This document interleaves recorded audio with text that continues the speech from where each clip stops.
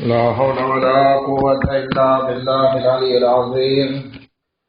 أعوذ بالله من الشيطان اللعين الرجيم. بسم الله الرحمن الرحيم. الحمد لله رب العالمين.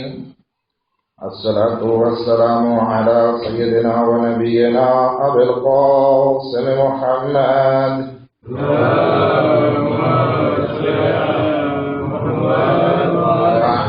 الطيبين الطاهرين المعصومين المظلومين ولعنة الله على أعدائهم أجمعين. أما بعد،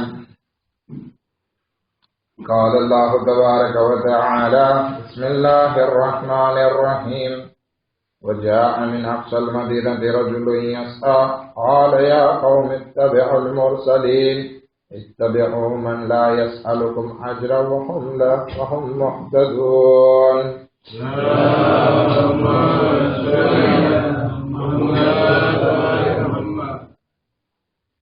આવતીકાલના રોઝાના સવાબ વિશે હદીસમાં બયાન ફરમાવે છે કે ખુદાવંદ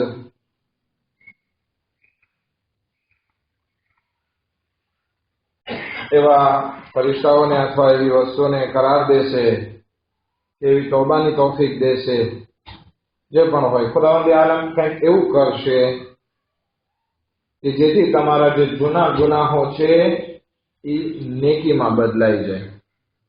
અને બીજા હદીસોમાં મળે છે કે ઇન્સાનના ગુનાહ ત્યારે એ નેકીમાં બદલાઈ જાય તો કે જ્યારે ઇન્સાન તોબા કરે. તો ખુદાવંદ આલમ કહે આ આવતીકાલના રોઝાની બદોલત આપણને તૌબાની તૌફીક આપે કે જેથી આપણા જેટલા પણ જૂના ગુનાહો છે એ બધા ગુનાહની બદલે નેકીમાં બદલાઈ જાય. અને પછી ફરમાવે છે એટલું જ નહીં, બલકે તમે જે જૂની નેકીઓ કરેલી છે એ બધી કેટલાય બરાબર ફોવા થઈ જાય. હવે દાખલા તરીકે તમે 10 નેકી કરી હોય તો એ દાખલા તરીકે 1000 થઈ જાય, 1 મિલિયન થઈ જાય. ખુદાવંદ આલમ એવું કરશે કે તમારી નેકી જે છે એનો હિસાબ વધારે કરવામાં આવે અને એ દરેક નેકીના બદલામાં પછી કહે છે કે નેકી કેટલી હશે તો કે એક નેકીના બદલામાં 1 મિલિયન જેટલી નેકી તમને અદા કરવામાં આવશે. આ બધો સવાબ કોના માટે હશે કે જે ઇન્શાઅલ્લાહ માહે રમઝાનની 12મી તારીખનો રોજો રાખે. સલાવત પડે મુહમ્મદ વ આલે મુહમ્મદ પર.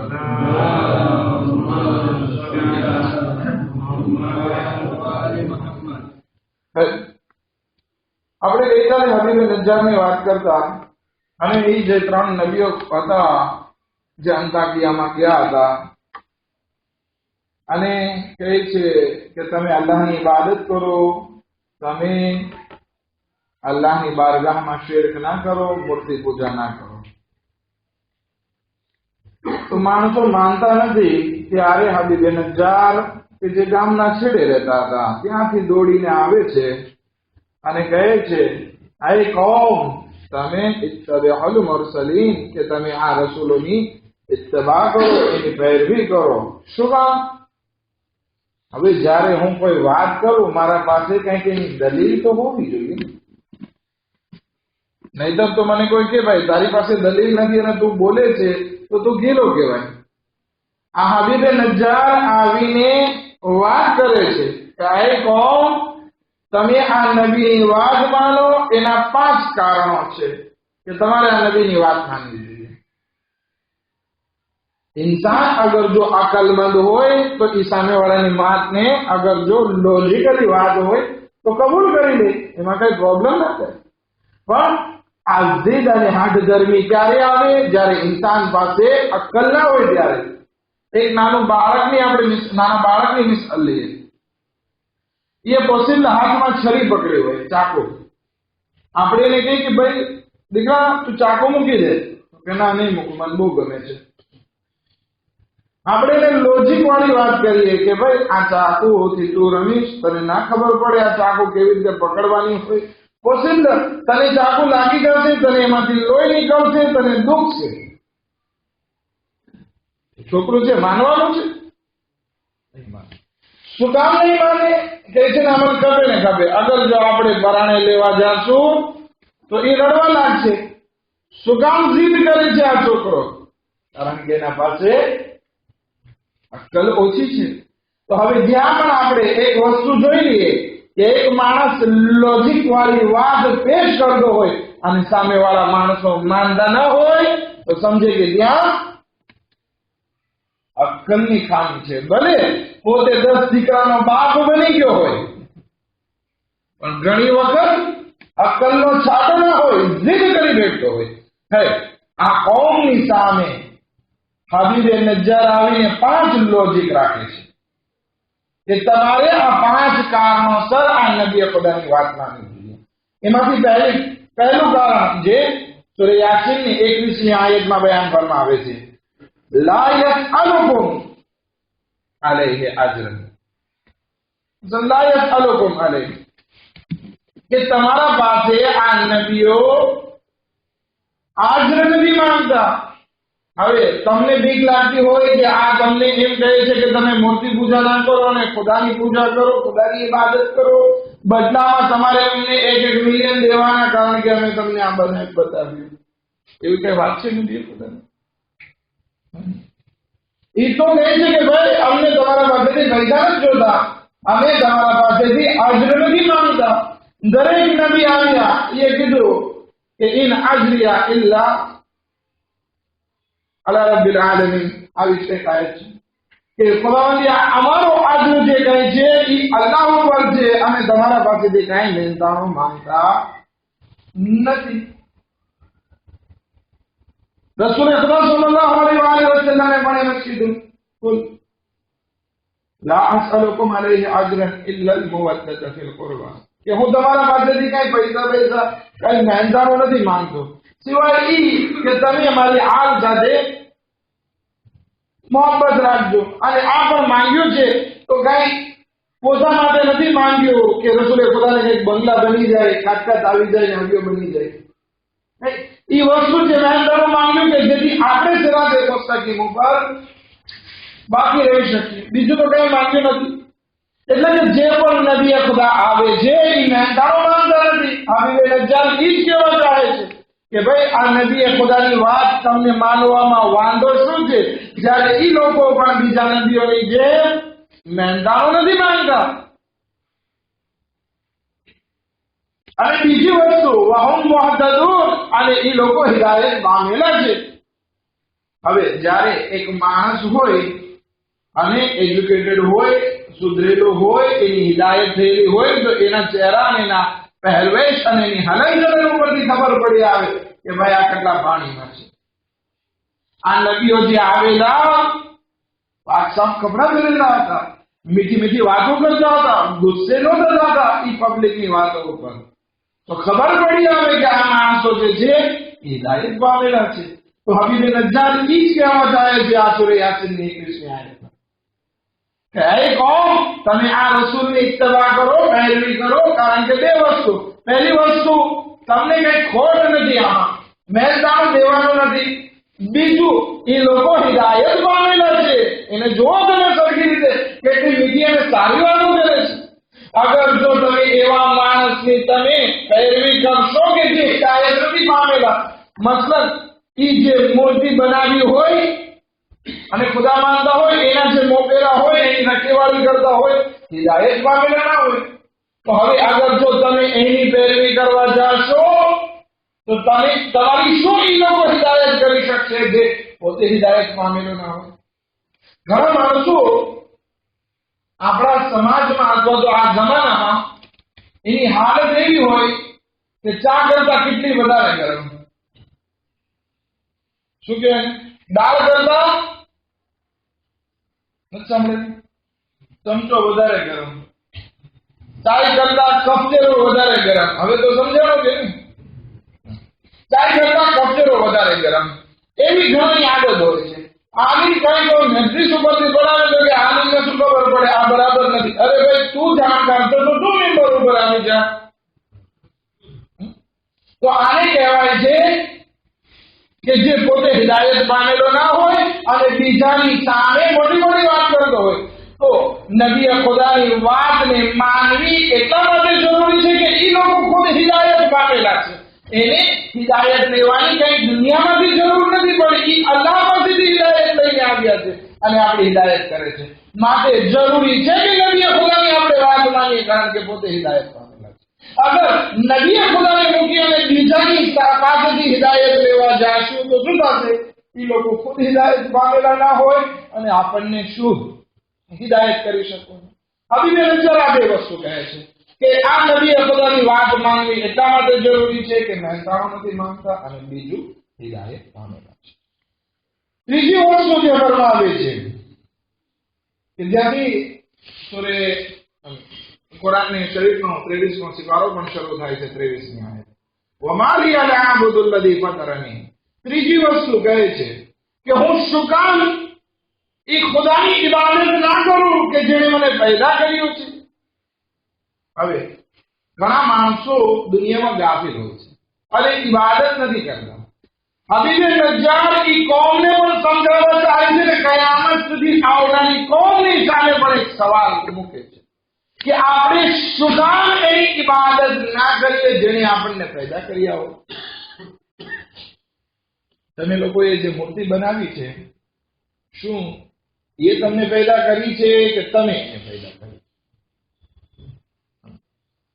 બધા એક જ કહે છે કે અમે બનાવી છે, પણ એ અમારો ખુદા, અમે એને ખુદા માન્યો છે.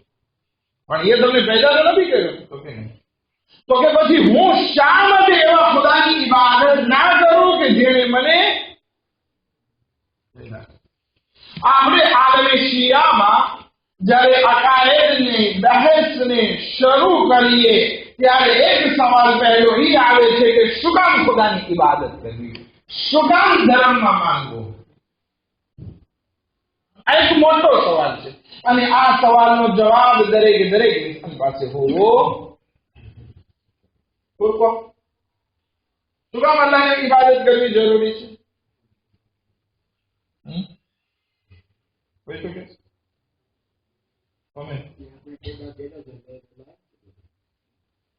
લાયક છે એક સવાલ જવાબ.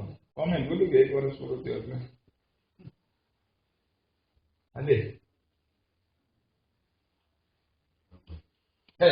શા માટે ખુદાવંદી આલમે પેદા કર્યા છે એ આપણે જાણવું જોઈએ. એમાં સૌથી પહેલી વસ્તુ એ છે કે ઇન્સાનની ફિતરત અને ઇન્સાનની આદત એ છે કે જ્યારે એને કોઈ કદો આપે છે તો એ મેળવી કહે છે, શુક્રિયા અદા કરે. અગર જો અહીંયાથી કોઈ ઉભા થાય અને રોજો ખોલવા માટે મને ખજૂર મોકલાવે, અલહમદુલિલ્લાહ ઘણા ભાઈઓ મોકલાવે છે, બધાને મેળશે. અગર ના કહેવાનું હોય તો કે આગળ કોઈ ખજૂર મોકલાવે કે આગળ તમે આનાથી રોજો ખોલી દો એટલે સવાબ મળશે, તો હું એને શું કહીશ? આગળ જો કોઈ મને ખજૂર મોકલાવે ને હું એને મેરસી ના કહું તો આગો કેવો છે? મેરસી બોલતા નથી આવડતું, બોલો કે નહીં? એ ના બોલો. મેરસી કહું છું તો એ બોલે છે, પછી આમ બોલે શું આ તો હસવાની વાત છે. તો ખુદાવંદી આલમે ઇન્સાનને પેદા કર્યો છે અને આટલી બધી નિયામતો આપી છે. કઈ કઈ નિયામતોને ખુદાને આપણે જોઈએ? હાથ પગ, આંખ કાન, મોઢું નાક, સૂરજ ચાંદ, હવા પ્રકાશ, અક્કલ, મા બાપ, સમાજ, હિદાયત, કુરાન, નબી, કેટલી બધી નિયામતો ખુદાવંદી આલમે આપી છે.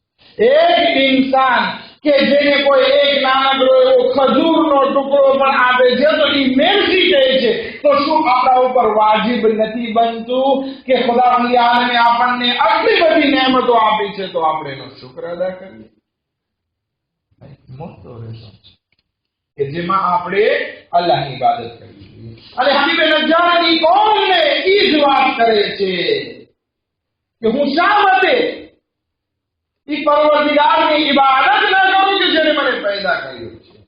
આ ત્રીજી વસ્તુ. પહેલી વસ્તુ શું હતી? રોજો બોલાઈ ગયો છે. પહેલી વસ્તુ શું હતી?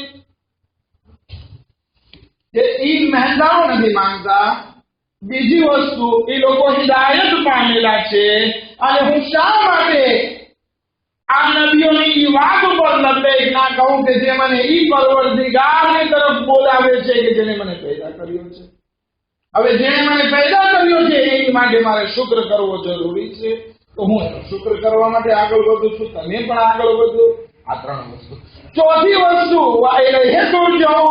અને મને ઈ પરવરદિગારની બારગાહમાં પાછો પલટવાનો છે. પહેલો દર્શન. હવે એની બારગાહમાં પાછું પલટવાનું છે. આ ચોથું કારણ હબીબે નજ્જાર બયાન કરે છે કે શું કામ આપણે અલ્લાહની ઇબાદત કરવી જરૂરી છે. તો કે આ બધી ધમકીના કારણ. શું કામ કે અગર જો ઇબાદત નહીં કરો, અલ્લાહને નહીં માનો, તો પછી આપણને અઝાબ કરવામાં આવશે. અઝાબ કેવો છે? તો કે સાંકળ 35 મીટર લાંબી સાંકળ આપણી લોકમાં રાખવામાં આવશે. આગળથી પણ કઈ નહીં દેખાય, પાછળથી પણ કઈ નહીં દેખાય, જહન્નમમાં નાખવામાં આવશે. હવે તમને આગળ જો આજે ન્યૂઝમાં કહી દેવામાં આવે કે દેશની પોલિટિક્સ સારી નથી અને આવતીકાલે રોતક થવાની બીક છે, તમે શું કરો?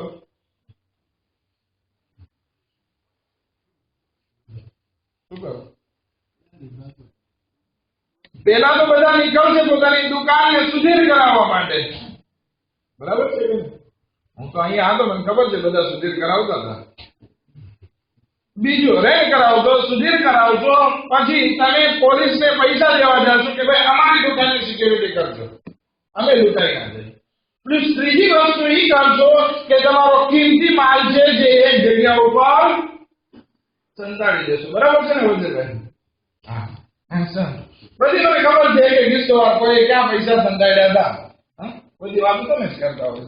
તો ઇન્સાનની એક ફિતરત છે કે આગળ જો એને કોઈ ડરાવે કે આમ થવાનું છે તો એ પહેલા સાવચેતી, પહેલા બધી તૈયારી કરી લેશે કે મને નુકસાન ના થાય, અથવા તો નુકસાન થાય તો ઓછામાં ઓછું નુકસાન. હવે આ બધા નબીએ ખુદા આવીને આપણને કહી દીધું કે ભાઈ ધ્યાન રાખજો, અગર જો ખુદાને નથી માન્યા, ધર્મમાં નથી સર્ચ કરી તો કયામતના દિવસે ખુદા તમને આઝાબ કરશે અને એની બારગાહમાં તમારે પાછા પલટવાનું છે અને ત્યાં જ્યારે પલટશો ત્યારે તમને નુકસાન થવાનું છે. તો હવે ઇન્સાન તો હંમેશા નુકસાનથી બચવા ચાહે છે. તો ઇન્સાનને પોતા માટે તૈયારી કરી લેવી જોઈએ કે જ્યારે એને ડરાવે છે કે ભાઈ ખુદા પાસે જવાનું છે, ત્યાં આઝાબ છે, મારે આ નબીની વાત સાંભળવી પડશે કે એવું ના બને કે મને પણ આ નબીની વાત ના માની અને કયામતના દિવસે નુકસાન ઉઠાવવું પડે. આ ચોથું કારણ. પહેલું કારણ, નબીએ ખુદા કઈ મહેનતાણું નથી લેતા. બીજી વસ્તુ કે એ લોકો હિદાયત પામેલા છે અલ્લાહ તરફથી, આપણે હિદાયત જ કરી, ખુદ હિદાયત પામેલા છે. ત્રીજી વસ્તુ, મને પેદા કરીને મને નિયામતો આપી છે. આ ત્રીજી વસ્તુ, મારે એ બારગાહમાં પાછું પલટવાનું છે. હું શું મોટું દેખાડું અગર જો હું અહીંયા ઇબાદત ના કરું, એની ખુદાને ના માનો તો. અને પાંચમી વસ્તુ, એ ઇબાદત ના કરો અગર જો ઈ મને નુકસાનમાં મૂકવા ચાહે તો પછી મને કોણ બચાવે છે? હવે જો પાંચમી છેલ્લી વસ્તુ હબીબે નજ્જાર ઈ લોકો સામે લોજિક મૂકે છે કે ભાઈ તમે કહો છો કે હું આ મૂર્તિ પૂજા કરું, આ નબીઓ કહે છે કે તમે અલ્લાહની પૂજા ઇબાદત કરો. હવે અગર મારો પરવરદિગાર મને કઈ નુકસાન પહોંચાડવા ચાહે, મારા ઉપર કઈ બલા મોકલે, તો શું તમારા આ બુદ્ધ જે છે, મૂર્તિ જે છે, એ શું મારો દેફાંસ કરી શકવાના? કરી શકવાના? આ વાતને આપણે બીજી રીતે, ઘણા માણસો બહાર ઉભા રહેતા હોય, તમે તો અલહમદુલિલ્લાહ આવનારા જો કઈ તમારા માટે નથી, જે લોકો નથી આવતા અથવા તો જે લોકો બહાર ઉભા રહે છે એ લોકોને તમે મેસેજ પહોંચાડજો કે શું ખુદાવંદે આલમ તમારા ઉપર મુસીબત મોકલે અથવા અઝાબ મોકલે તો શું તમારા એ બધા દોસ્તારો તમને બચાવી શકે એમ છે?